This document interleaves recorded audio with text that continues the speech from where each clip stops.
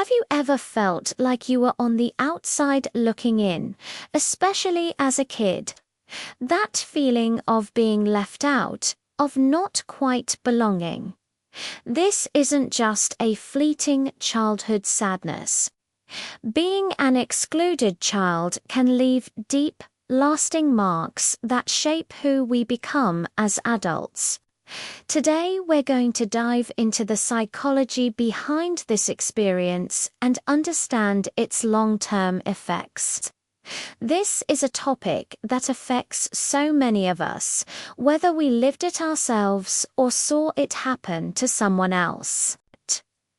So what does it mean to be an excluded child?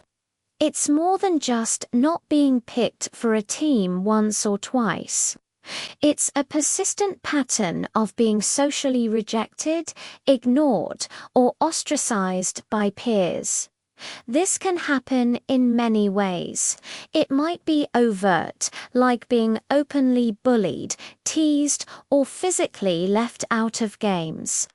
Or it can be more subtle, like being ignored when you try to join a conversation, never getting invited to parties, or just feeling invisible in a crowded room. For a child, their social world is everything.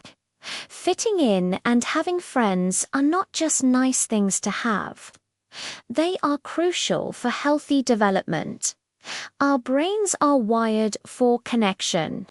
When a child is consistently denied this connection, it sends a powerful and painful message.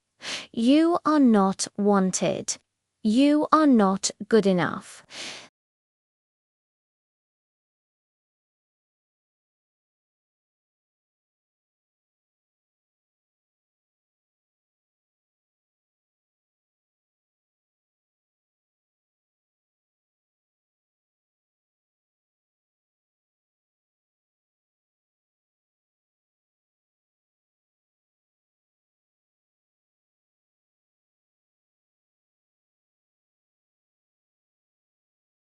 They think there must be something wrong with me. If I were funnier, smarter, or cooler, people would like me. This self-blame is a heavy burden for a child to carry, and it can erode their self-esteem from a very young age. They start to build a core belief that they are inherently flawed or unlovable. Another reaction is hypervigilance. The excluded child becomes incredibly sensitive to social cues. They're constantly scanning faces, listening to tones of voice, and analyzing body language, trying to figure out how to act to finally be accepted. They become social chameleons, trying to change their personality to fit what they think others want. This is exhausting and prevents them from ever developing a stable, authentic sense of self. They don't know who they are because they've spent so much time trying to be someone else.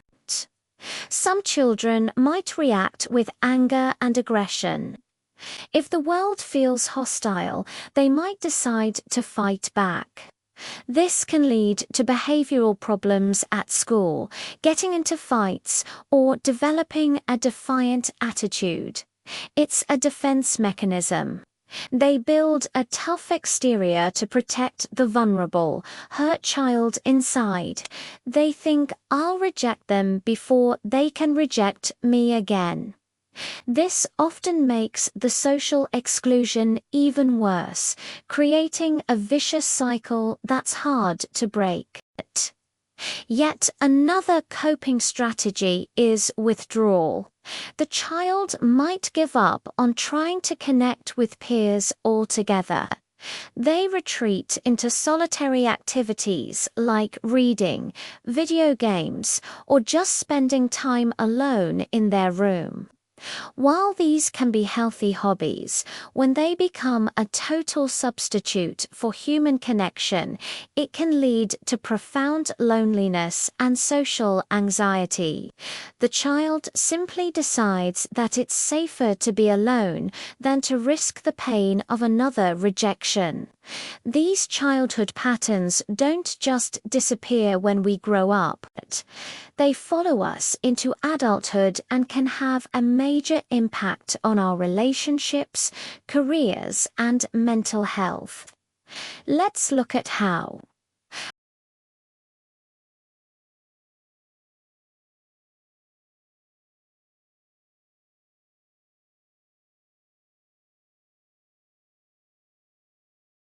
It can manifest as imposter syndrome at work, where you feel like a fraud no matter how successful you are.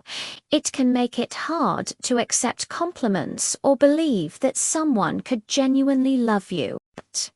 You might constantly seek external validation, needing others to tell you that you're okay because you don't believe it yourself.